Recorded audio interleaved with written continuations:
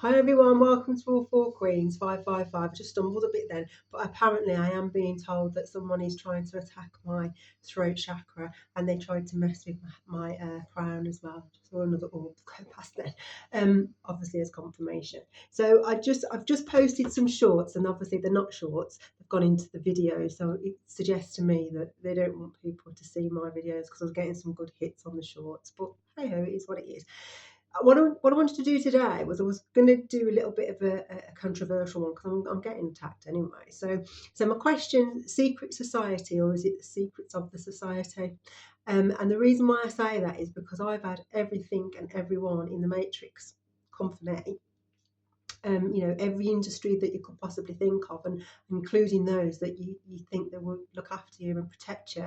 They take an oath to serve and protect, but actually we know that whilst Ephesus says we do not fight the flesh, we know that some people take an oath to actually do their job to facilitate their hobby, and their hobby being, i.e., a secret society, cult, coven, whatever it is. The other element of that is obviously, these people, we trust them and we expect to get the service that we have. It's like, for instance, I went to the hospital a couple of times because I wasn't feeling very well. And I know intuitively that when I got there, it wasn't necessarily about my health, it was more about what did they need to do. And that's me just putting it out there, because quite clearly it just seemed a bit odd, really, and especially when I was in there and there was all sorts of things going on. The other thing that I wanted to do was just sort of say, and I think we all know what it means to be part of these groups, and the things that they expect you to do. I won't obviously go into detail because I think most people know. If you're on a spiritual channel, you'll know that most of these organisations are very wide and they're all over the place. I mean, my whole life, as you've probably seen on the birdcage, has been entrapped by these people, and they've started to try to trap me in the hotel by messing in my car and keeping me here so they can just throw loads of stuff at me. So obviously, So I wanted to talk about divine timing, and one of the things I wanted to talk about was Peter 1:5. 1 Peter 5:7, and I just want to read that to you so that we can all get a bit of understanding of it. So what does divine timing mean? For me, it's when all the planets are aligned back to where they were when things happened. And I think if you look at Hans Willman, he talks around karma, and it's the same sort of thing. When karma returns, it's basically all the planets align back, and then obviously goes back to whoever put the energy out. And what happens then is they have to feel everything that they've ever done to other people.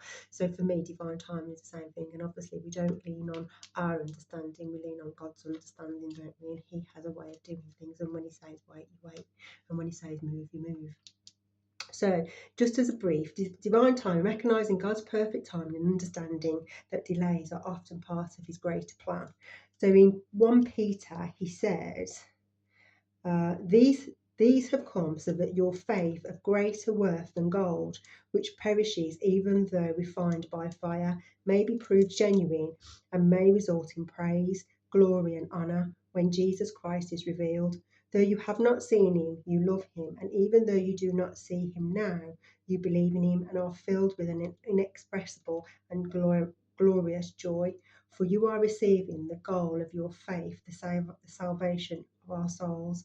Concerning this salvation, the prophets who spoke of the grace that was to come to you searched intently with the greatest care, trying to find out the time and circumstances to which the Spirit of Christ in them was pointing when he predicted the sufferings of Christ and the glories that would follow.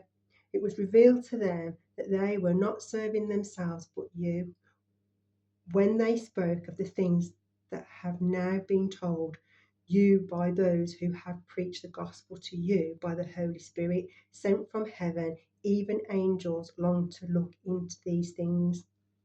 I'll stop it there. So, as you've seen, I think for me, the point about the divine timing is we're put in these trials and tribulations purely to test the faith, which is very similar to Job 1, wasn't it? the difference being for me with Job was the devil did actually have a conversation with God around what he could and couldn't do. And one thing that God said to him, you can do everything, but you just can't kill him.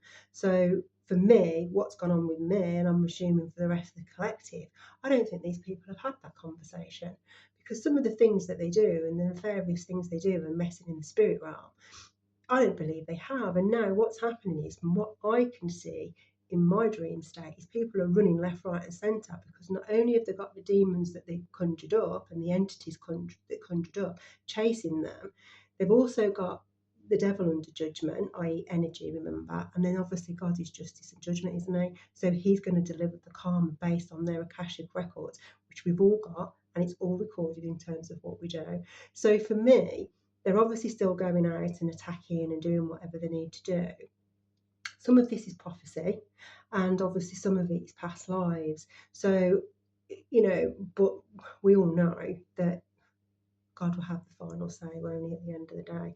So I just wanted to put that one out there, because obviously divine timing, everyone, I think on one of my early ones when I mentioned it, I heard someone laugh, and I just wanted to sort of clarify that a little bit. And obviously whoever's in my energy is obviously pregnant, and I'm having to drink a lot of ginger tea, because and I'm eating a lot of dry biscuits as well, because obviously they're making me feel sick. So again, I ask, please have some ginger tea, because being in my energy means I'm in your energy, and it's an energy exchange, isn't it? I'm trying to try and cut off as much as I can, and cleanse my energy. But obviously, whilst they're trying, I just think it's people thinking. There's a lot going on at the minute, a lot of karma out there, and obviously people's thoughts and stuff. So we have to protect ourselves. And I want to do another one on that about protection, because I spoke to a lady this morning and she said, "Oh, protection is so important." So to the collective out there, make sure you up your protection, not just your spiritual practices, but your physical protection as well, like your aura and stuff. So, and I need to do more and grounding, but obviously in a hotel it's not so great, but I'll do the best I can. Anyway, I just wanted to do that. I don't think it would be a short anyway, and even if it is a short, I don't put them on shorts anyway, because obviously I don't want people to grow and transform and inspire, and take a choice as to which road they want to go down. And we are all awakening at the end of the day, aren't we? We're all here on one journey, and it's not for anybody else to tell you how to live your life. You live it how you want to live, but if you can do something different and it helps your life improve and your family's life, why wouldn't you try it? That's all I say. So I'm going to love you and leave you, sending loads of love and light, and I'll catch you on the next one, and keep up with your protection.